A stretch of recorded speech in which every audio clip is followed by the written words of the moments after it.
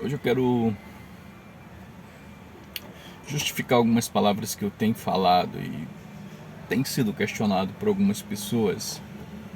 Eu quero começar quando às vezes tem citado 1 Coríntios capítulo 11, versículo 17, onde o apóstolo Paulo fala que ele não louva aquela igreja, aquele momento, porque as reuniões daqueles irmãos estavam fazendo mais mal do que bem. E às vezes eu tenho dito isso, algumas pessoas têm me questionado, mas tudo aquilo que eu procuro falar é de acordo com o que está acontecendo. Em primeiro lugar, alguns falsos profetas, falsos irmãos, ou alguns que eu chamo de mortos espiritual, eles sempre usam aquela palavra: não julgueis. Quem tem pecado que atira a primeira pedra. Claro que todos nós somos pecadores, a nossa mente é podre, a nossa mente é pecaminosa. E é claro que o cristão que tem o Espírito Santo, aquele que foi marcado, como diz lá em Efésios capítulo 1, no versículo 13, esse vai pecar? Vai, porque enquanto houver carne e sangue, esse corpo houver aqui, nós vamos pecar sim, mas é claro que o cristão verdadeiro, ele não conforma com esse mundo, como o apóstolo Paulo diz lá em Romanos 12, verso 1 e 2, não conformeis com este mundo, mas transformai. E aí eles dizem, quem está sem pecado que atira a primeira pedra. Claro que, na verdade, quem usa esse tipo de palavras são os fariseus, os hipócritas hoje, né? Que quem usou isso foi Jesus, mas Jesus falou com convicção, porque ele não tinha pecado. E é claro que essa situação, eles queriam condenar Jesus, querendo que ele condenasse aquela adúltera. E ele falou, já que vocês querem tanto condenar ela, que se você não tem pecado, você tira a primeira pedra. Mas deixando isso de lado, o que acontece é porque nós temos uns pastores que, se você pegar as escrituras, eles não passam no teste de pastores, ou bispo, apóstolos, apóstolas, missionários, missionárias. E são essas pessoas que acabam fazendo a igreja estar uma podridão que tá. É claro que existem pastores de fato que apacenta, que a gente deve dar crédito. Eu sempre falo, existe pessoas que apacenta a igreja de Deus, as portas do inferno não prevalecerão contra a igreja de Deus. Essa é a verdade. Agora, eu quero desafiar você que às vezes tem me questionado, dizendo que eu julgo as pessoas. Eu não julgo ninguém. Não julgo ninguém.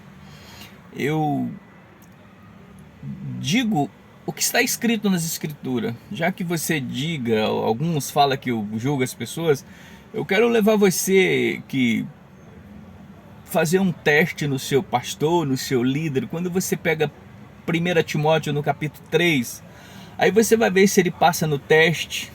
A Bíblia diz lá que o bispo tem que ser marido de uma só mulher, não tem que ser chegado ao vinho, tem que ser manso, ter uma vida irrepreensível, não ser avarento.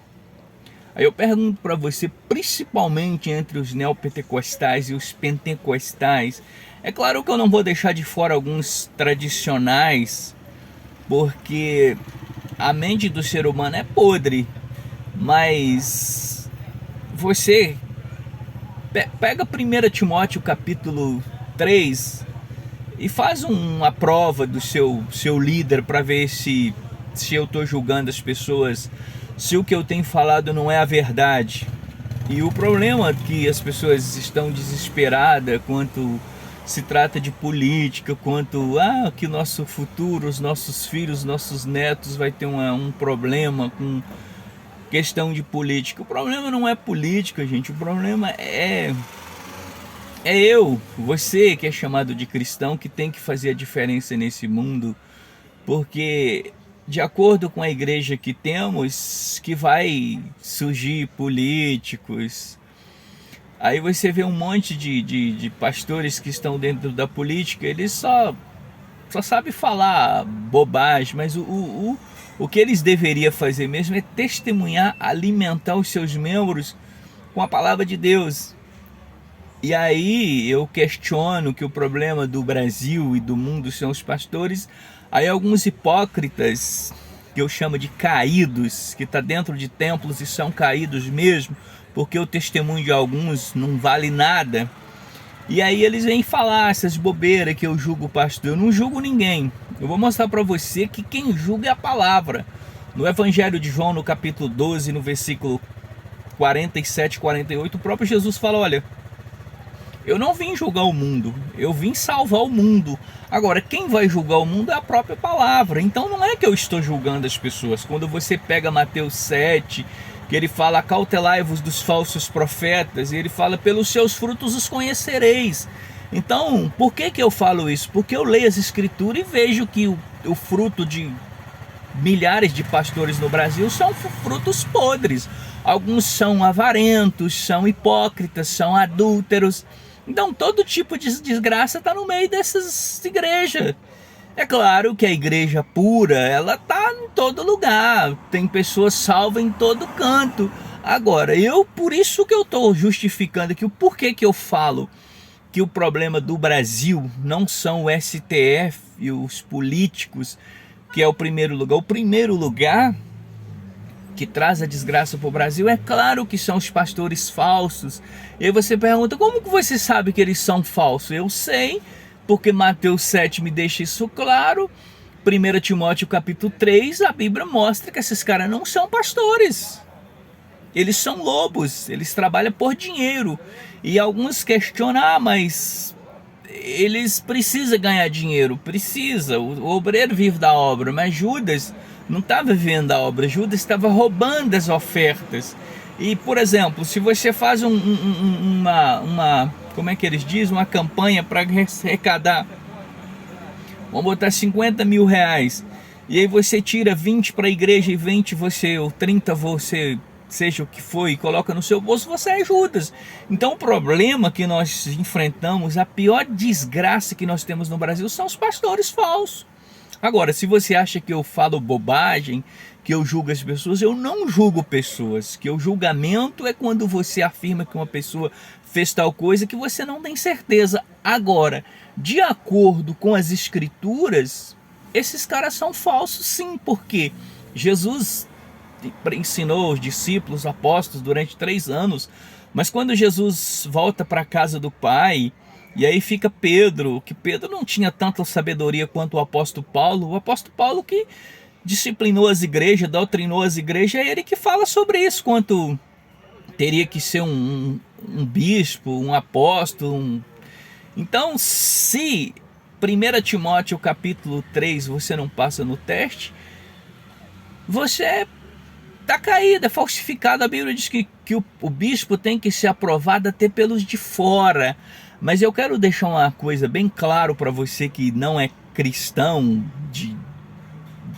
de evangélico, como se diz, que Jesus Cristo, ele está pronto para perdoar os seus pecados, para salvar você, porque a salvação é pela fé. Mas você precisa crer que Jesus morreu na cruz, ressuscitou, e você precisa seguir ele. Você tem que examinar as escrituras e ver o que é a vida de um salvo, o que um salvo tem que fazer para permanecer salvo, até que a morte chega, ou que o Senhor Jesus volte. Então você que não é crente, não é cristão evangélico, você tem uma chance de se converter. E quando você examinar as escrituras, você vai ver que eu estou falando sério, eu estou falando a verdade. Eu não falo de mim mesmo, é igual o próprio Jesus falou: eu não vim condenar ninguém, mas eu vim salvar. Quem vai condenar é a própria palavra. E para você, para finalizar, eu quero mostrar para você Mateus capítulo 10, a partir do verso 24. A Bíblia diz assim: o discípulo não é superior ao seu mestre, mas o discípulo tem que ser igual ao mestre. Aí eu pergunto: 70% desses pastores, e será que eles parecem com o mestre? Deixa essa pergunta para você. Mateus capítulo 10, versículo 24 ou 20 até o 26 ali. Então você Não precisa você olhar para tanta podridão que nós temos no Brasil ou no mundo. Você precisa olhar para Cristo.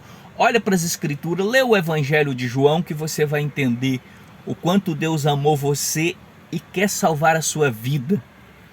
E quando você se converter de verdade, quando você conhecer o Senhor Jesus, você vai ver que eu tenho razão sobre o que eu estou falando. E eu sempre digo, isso não é minha opinião, isso é a verdade.